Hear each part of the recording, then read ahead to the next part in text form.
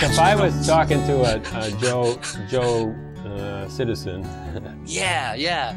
maybe Joe what I would start to say is like, you know, what is a thought? You know, and then I had this idea to write on a piece of paper, word, hold it up and say, this is a thought, you know. Mm-hmm. What's the nature of that? Yeah. So word is a very a neutral thought, you know, there's really not much there. It's just like, you know, it's a basic possibility, word. And it doesn't really touch in very many ways, you know. So then the idea to write something like, I am capable. Mm-hmm. And so that's a thought that hits in lots of different ways, you know. It might hit like, yeah, but you don't know me. I'm not capable. Right. It might hit like that, you know. Or it might hit, yeah, sometimes I do pretty good work. And it would have a good feeling. It would be smooth. There would be a so-called payoff to that thought. Or maybe there would be or there wouldn't be. Well, there could be. Yeah, there could be. Or yeah, there that could good be, feeling seems to be the payoff. It could be a good feeling. Yeah. Or it would be like I was just saying before, it could be a reaction to say, no, that's not me. Yeah, I'm not capable at all. You know, and so then there's a disbelief or a dismissal to it. Mm-hmm. You know, or then there could be a whole series of, I mean, you could write the same thing in reverse. I'm not capable. Mm-hmm. And then that might have a lot of feelings. Oh, yeah, right. I screwed up here. I screwed up there. Gosh, my life is a mess. You know, I screwed up there. And so then what I'm doing is demonstrating that a thought is more than just an informational sound, but it's also a sensation, a feeling, a belief, Mm-hmm.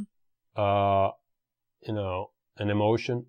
Yeah. It's an action too, in a way. A thought is an action if it's believed in strong enough. It might just be explosive action. Okay, you might believe that you're allergic to bees and one comes through. And boy, you leap, you know, and run. Or SWAT, you know. Right. You know, and that's just like an automatic reaction, right? Because I mean, like, that's all in the thought, the power of the thought. Mm-hmm. And just to notice how a lot of our life can be just lived with those in that realm, Mm-hmm. and it seems full. Right. And what's the problem with that? It's not at all connected to what is, or to what is happening. It's only connected to what's not happening. You know, all those thoughts have nothing to do with this moment or your life.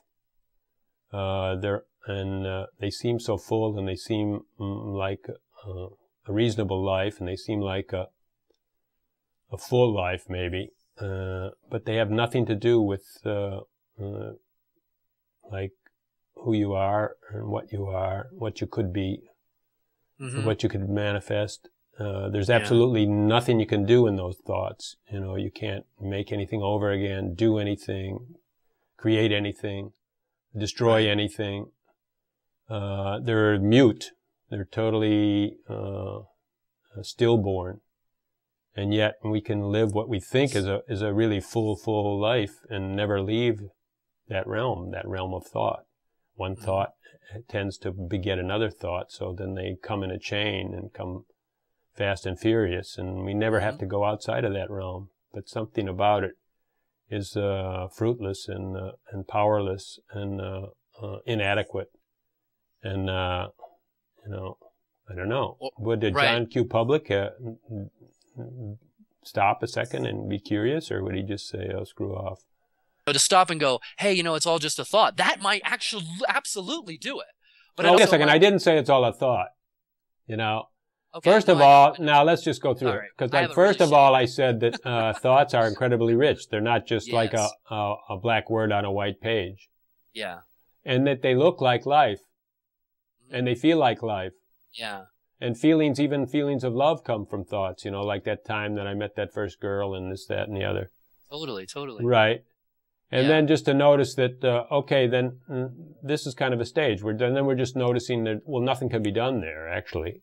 So then, in a way, they're kind of, you know, deaf, dumb, and blind. You know, they're mute because they can't really talk to you. You could get a feeling out of them, but you can't do any work in them. Oh yeah, but I don't. Who would want? Yeah, that's tricky. Well, I mean, you can't work in a I don't want thought. You got to work now in real Yeah. time. Right. So So then that's just the part. I'm just noticing first that there's a lot of life in thought. You know, it Yes. feels real. And Yeah. second, I'm noticing that the only thing that's missing is any capability to do anything or to anything to get done or anything to get forgiven or anything. Nothing can happen, really. You can't offend anyone and you can't forgive anyone in a thought. Yeah.